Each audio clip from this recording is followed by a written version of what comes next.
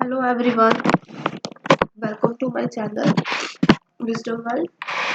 तो guys, जैसे कि मैंने आपको बताया था कि आज से हम लोग स्टार्ट करने जा रहे हैं MCQs की 10 क्वेश्चंस की सीरीज, ठीक है, जिसमें मोस्ट ऑफ द क्वेश्चंस वही रहेंगे जो कि एग्जाम पॉइंट ऑफ व्यू से इम्पोर्टेंट होंगे।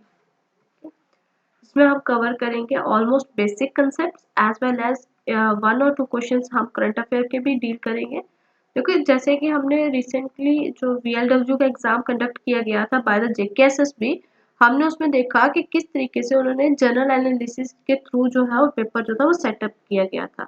नो डाउट कि जो कंसिस्टेंसीज में पढ़ रहे हैं उनके लिए वो बेनिफिशियल था, और जिन्होंने थोड़ा बहुत वेल अवेयर है, जो जिनको पता है कि बेस क्या रहता है हर एक चीज़ का, तो वो भी पेपर जो थे वो आसानी से अटेम्प्ट कर सकते थे, ठीक है। लेकिन हाँ, जिन्होंने सिर्फ रट्टाफिकेशन की था उनके लिए क्या था, थोड़ा सा प्रॉब्लमेटिक था। तो इसी बेसिस पे हमने क्वेश्चंस जो है वो स्टार्ट करने शुरू किए हैं। तो फर्स्ट क्वेश्चन हमारा क्या रहेगा, what is the SI unit of wavelength. तो ये जो चीज है कि एसआई यूनिट क्या है, तो एसआई यूनिट की अगर हम बात करें तो एसआई यूनिट क्या रहते हैं, हमारे स्टैंडर्डाइज्ड यूनिट रहते हैं, ठीक है।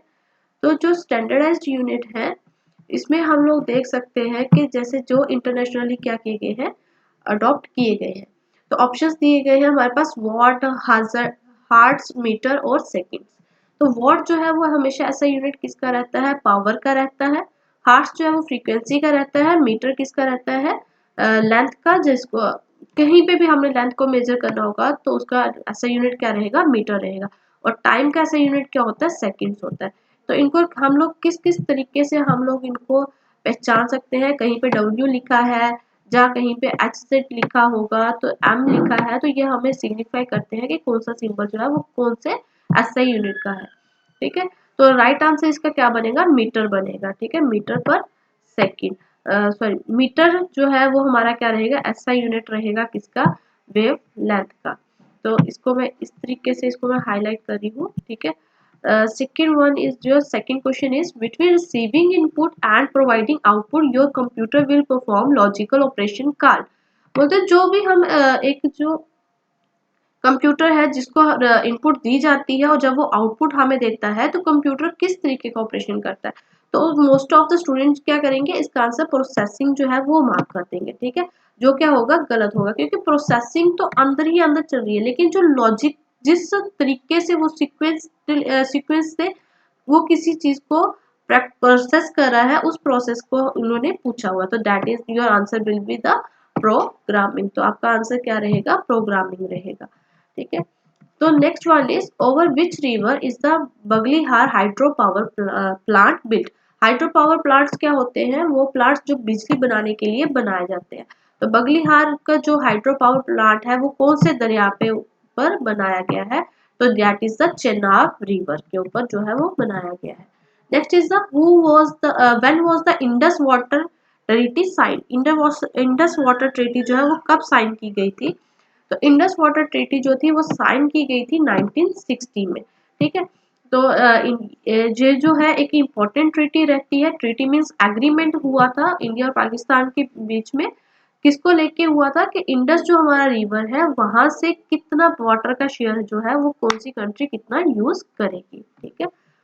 अब इसके बाद नेक्स्ट क्वेश्चन हम देखते हैं, अगर बुक जो है जिसका रैंक क्या है, 3 है लेफ्ट साइड से और 82 है राइट साइड से, अगर हम उसको काउंट करना शुरू करते हैं, क्योंकि अगर आपने मैथ्स को अच्छे तरीके से पढ़ते हो तो ये वाला जो हमारा पोर्शन रहता है, जैसे मैं स्टेटमेंट को थ्रू आपको बताती हूँ, तो यहाँ तक अगर हम देखें तो ये क्या रहेगी, हमारी लेफ्ट साइड, ठीक है। और अगर हम इसके लेफ्ट साइड से एंड से अगर मैं इस चलो ये एंड को हम कंसीडर करते हैं सेंटर पॉइंट, एंड से हम अगर एंड से मैं अगर इस तरफ को देखूं तो ये क्या हमारी राइट साइड बनती है।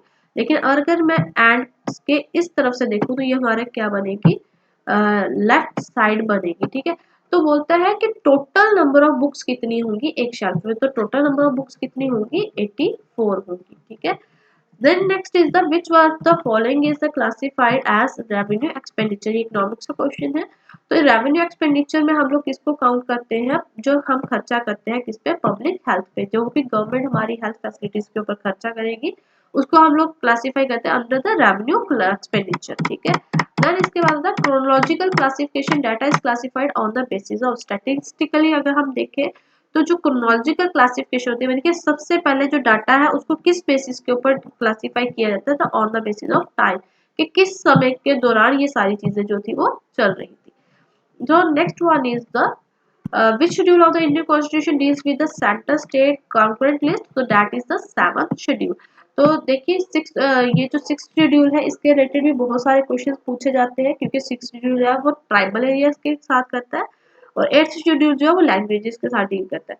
अब बात करते हैं 7th शेड्यूल की। तो 7th शेड्यूल जो है वो बात करता है division of power between the centre and the state. तो वो पावर जो है वो किसके कौन से सब्जेक्ट्स पे कौन जो गवर्नमेंट है वो काम करेगी, वो किसकी फॉर्म में हमारे पास सामने आती है, लिस्ट की फॉर्म में, जिसमें हम लोग बेसिकली 3 लिस्ट की रेफरेंस लेके जो है वो चलते हैं, that is the state list, central list and the corporate list.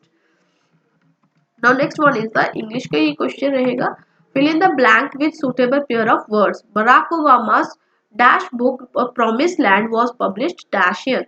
तो बराक ओबामा की कौन सी बुक थी जो कौन सी किताब है प्रॉमिस लैंड, जिसको पब्लिश किया गया था इस साल में। पीस और पीस आएगा, लेटेस्ट और लास्ट है, तो right answer is latest and last, because last book latest year में कैसे हो सकती है, ठीक है। तो Barack Obama latest book of promise land was published last year. The last question is the what is the mascot of the Khelo India para games 2023। तो ये क्वेश्चन हौली सोली हो सकता है यहीं तक खत्म हो जाए कि what is the mascot of Khelo India para games 2023। तो आपका इसका आंसर क्या बन जाएगा, उज्ज्वला बन जाएगा। क्या बनेगा इसका answer, Ujjwala. No doubt you have the 4 options, that is the Dronacharya, शेर और अर्जुन, तो दैट इज द उज्ज्वला, ठीक है। मोस्ट ऑफ द, क्योंकि बहुत सारे लोग क्या लगाएंगे द्रोणाचार्य, बिकॉज द्रोणाचार्य अवार्ड जो है वो स्पोर्ट को लेके होता है, तो यहाँ पे किसका आएगा, उज्ज्वला को लेके आएगा, ठीक है। हो सकता है इसी क्वेश्चन को सेकंड फॉर्मेशन में पूछा जाए कि ये जो हमारा ये जो पैरा इंडिया गेम खेलो पैरा इंडिया गेम सॉरी जो खेलो इंडिया पैरा गेम्स है 2023 की, ये किस जगह पे होने जा रही है, तो वो कहाँ पे होने जा रही है, न्यू दिल्ली में होने जा रही है, ये भी आपको याद रखना है। So hope you like this session. तो इस तरीके के क्वेश्चंस अगर आप और ज़्यादा चाहते हैं तो प्लीज़ इस वीडियो को लाइक करें, शेयर करें और कमेंट में ज़रूर बताएं कि आपको किस तरीके का कंटेंट जो है वो पढ़ना आप चाहते हो। बेसिकली कुछ कंसेप्ट जैसे जिनको आप डिटेल में पढ़ना चाहते हैं वो भी आप ज़रूर शेयर करें और अपना एक्सपीरियंस भी शेयर करें। थैंक यू की वॉचिंग माई चैनल, और इसी तरह की वीडियोस देखने के लिए आप इस चैनल को फॉलो करें।